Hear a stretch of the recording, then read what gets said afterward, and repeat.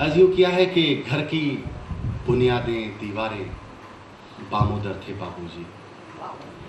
घर की बुनियादें, उसके पहले एक शेर, एक मतलब मैं जिसमें पिता का कहीं नाम नहीं है, लेकिन मूलतः जिस दिन मैं होशंगाबाद से अपने पिता का पिंडदान करके आ रहा था, तो सबसे पहले जिस कविता का जन्म हुआ वो ये था कि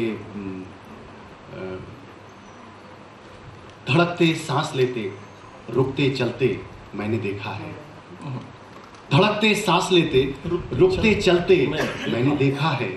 कोई तो है जिसे अपने में पलते मैंने देखा है। कोई तो है जिसे अपने में पलते मैंने देखा है। और ये शेर पिता के लिए कि तुम्हारे खून से मेरी रगों में ख्वाब रोशन है।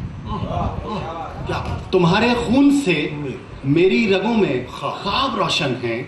तुम्हारी आदतों में खुद को ढलते मैंने देखा है। तुम्हारी आदतों में क्या बात है, क्या बात है, क्या बात है। तुम्हारे खून से बहुत बढ़िया दे रहा है। तुम्हारे खून से मेरी रगों में ख्वाब रोशन है। तुम्हारी आदतों में खुद को ढलते मैंने देखा है। मुझे मालूम है उनकी दुआएं साथ चलती हैं।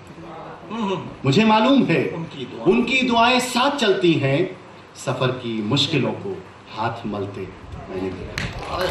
सफर की मुश्किलों को हाथ मलते मैंने देखा है। आज कहता हूँ कि घर की बुनियादें दीवारें बामोदर थे बाबूजी।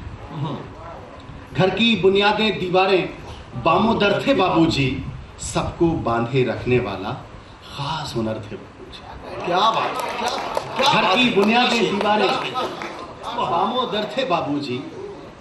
सबको बांधे रखने वाला खास हुनर थे बाबूजी।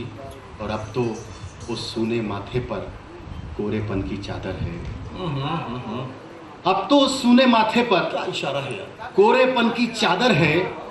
अम्मा जी की सारी सज-धज सब जेवर थे बाबूजी। हाय हाय हाय हाय हाय। ये क्या बात, अरे क्या बात, क्या बात। घर की बुनियादें दीवारें बामोदर थे बाबूजी।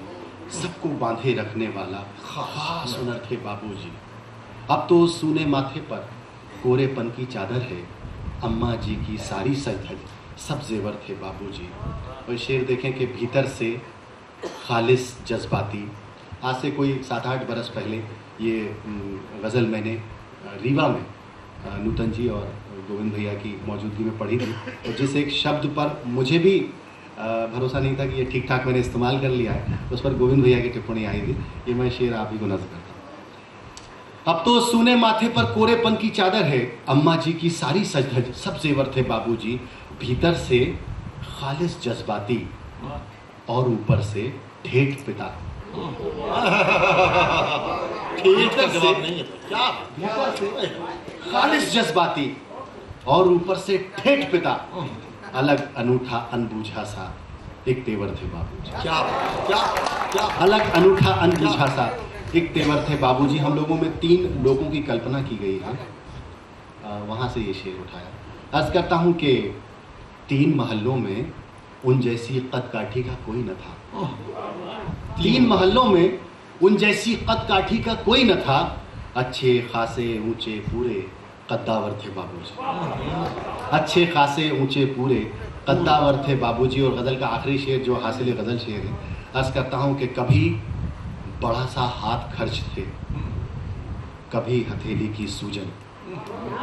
मारते भी बहुत थे और पैसा भी बर्बाद नहीं। कभी बड़ा सा हाथ खर्च थे, कभी हथेली की सूजन। मेरे मन का आधा साहस मेरे मन का आधा साहस आधा डर थे बाबूजी। भीतर से खालिस जज्बात और ऊपर से ठीक अलग अनूठा अनबूझा सा एक दिन। बहुत